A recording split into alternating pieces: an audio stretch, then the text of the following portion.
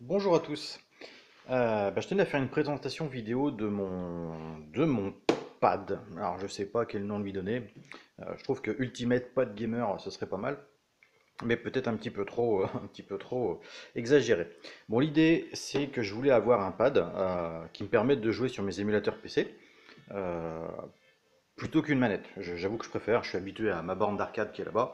Je voulais avoir les mêmes sensations, par exemple pour Magical Drop 3, un jeu que j'adore, où il faut être extrêmement rapide, extrêmement précis, et avec une manette, c'est juste pas possible. Donc je voulais me créer ça.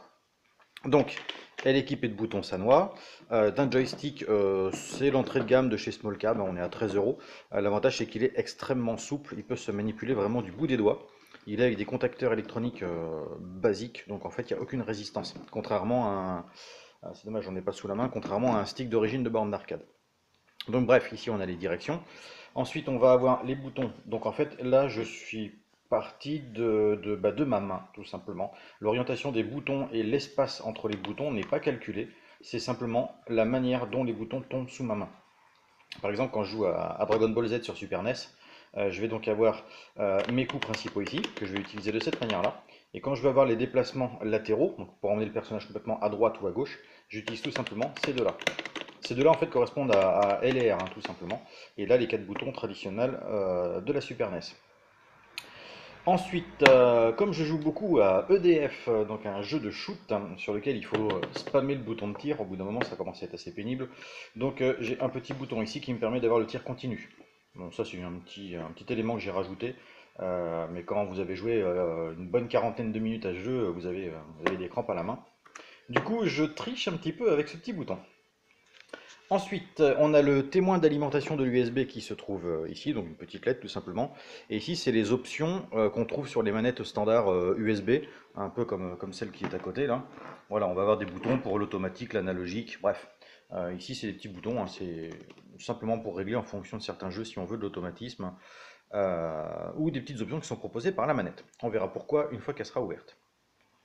Encore une chose, j'adore les jeux de flipper et je voulais pouvoir jouer à un jeu de flipper sans manette encore une fois en tenant mon pad comme si c'était un flipper. Donc sur les côtés j'ai rajouté des boutons, droite et gauche, qui correspondent donc au batteur quand on joue au flipper. Ensuite j'ai rajouté des boutons ici qui sont à l'origine des boutons Neo Geo que j'avais en rab. Donc on a tout simplement le Start et le Select qui va permettre de choisir les crédits quand on joue au flipper et d'envoyer la boule pour ressembler un peu plus à ce qu'on peut avoir sur un vrai flipper. Voilà, sinon c'est les boutons Start Select pour n'importe quelle console. Ensuite, on va aller de l'autre côté. Hop, voilà. Et ici, on a donc les ports USB. Alors, ce port USB là sert à relier le pad à un ordinateur qui fait tourner les émulateurs. Donc voilà, je me branche et c'est reconnu comme une manette standard. Ensuite, à côté, c'est une sortie USB. Alors ça, on va voir à quoi ça sert quand on va regarder l'intérieur de la boîte. Idem, on verra le piège d'IMI là qui est ici. Bon, je pense que la plupart des gens qui regardent la vidéo auront compris ce que c'est. Et la petite option qui est là avec l'alimentation et l'interrupteur. Donc, à quoi sert tout ça? Eh bien, tout simplement parce que ce n'est pas simplement un pad. Hop, un jour j'aurai une caméra avec un trépied.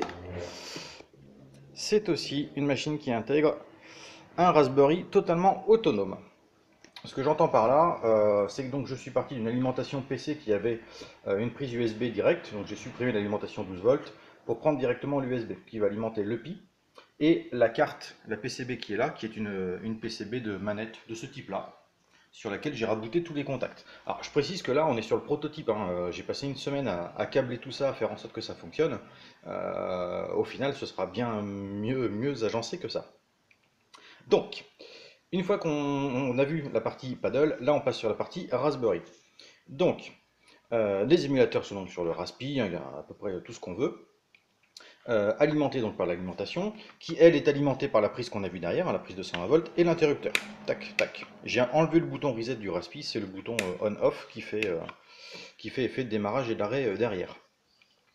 Donc là, je peux jouer à un jeu tout simplement en la branchant sur une télé en HDMI.